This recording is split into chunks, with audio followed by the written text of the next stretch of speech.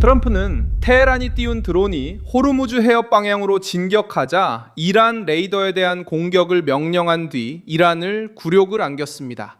2026년 6월 6일 토요일, 미 중앙사령부는 이란의 공격용 드론 4대를 격추시킨 뒤 구르크와 카신섬의 해안 감시 시설을 타격했다고 밝혔습니다. 워싱턴은 이번 조치를 지역 해상 교통을 직접 방어한 것으로 간주했으며 이란은 이번 사건을 해상에서의 경고 사격으로 축소하려 했습니다. 이 정권은 이 지역에서 가장 위험한 지점에서 도발을 감행했고 호르무즈 해협에 대한 통제력을 과시하려 했으며 신속하고 정확하며 강력한 대응을 받았습니다. 테헤란은 무엇을 시도한 것일까요? 그리고 트럼프는 왜 지금 대응했을까요? 이러한 압박이 협상에 어떤 변화를 가져올 수 있을까요? 지금 바로 모두 알려드리겠습니다. 직설적이고 군더더기 없는 컨텐츠를 좋아하신다면 구독을 고려해보세요. 매일 이런 영상을 올립니다. 이란 드론이 호르무즈 해협을 향해 발사되면서 작전이 시작되었습니다. 이 지역은 상업선박, 유조선, 그리고 글로벌 에너지 안보와 관련된 선박들이 사용하는 곳입니다.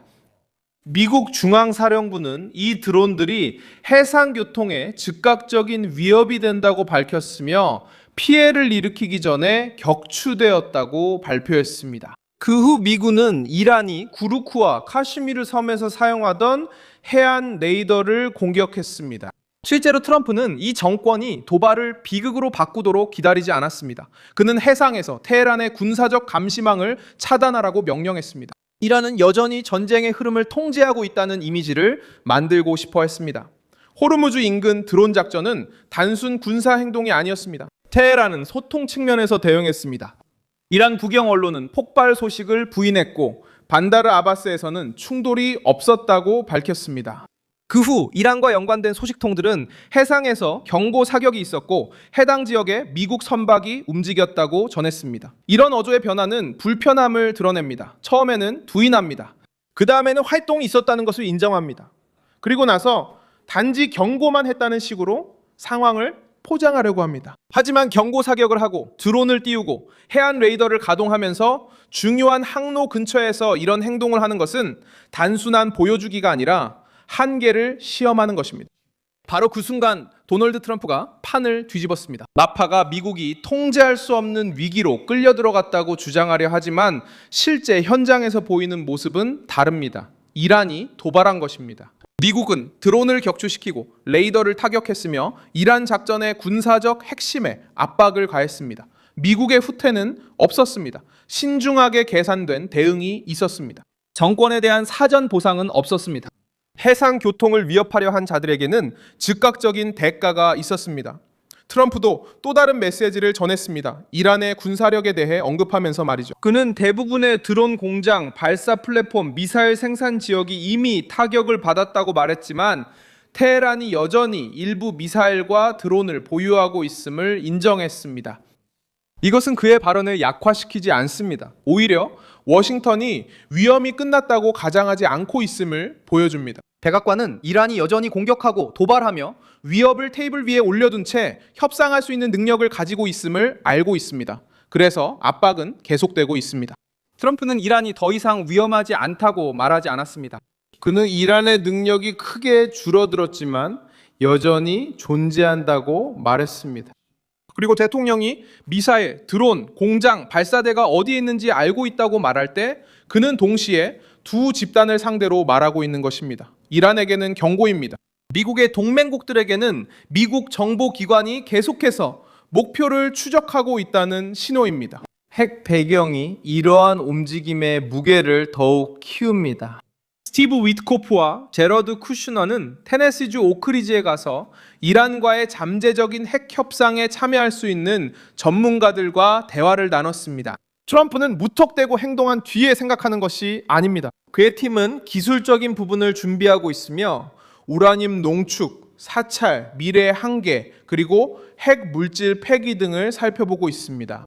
군인들이 호르무즈 해협을 지키는 동안 협상가들은 테헤란이 대화를 시간 끌기로 바꾸지 못하도록 방안을 연구하고 있습니다.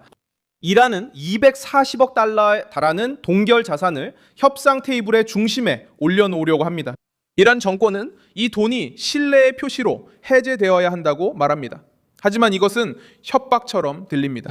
테헤란은 드론을 발사하고 해상 항로를 위협하며 지역 내 동맹단체들을 지원하고 실제 양보를 하기 전에 돈을 요구하고 있습니다. 도널드 트럼프는 이런 전환을 받아들일 수 없습니다. 구체적인 보장이 있기 전에 수십억 달러를 풀어주는 것은 위기를 정치적 수단으로 이용하는 정권에 재정적 산소를 공급하는 것과 같습니다. 동결된 자금에 대한 압박은 왜 이란이 불안해하는지를 보여줍니다.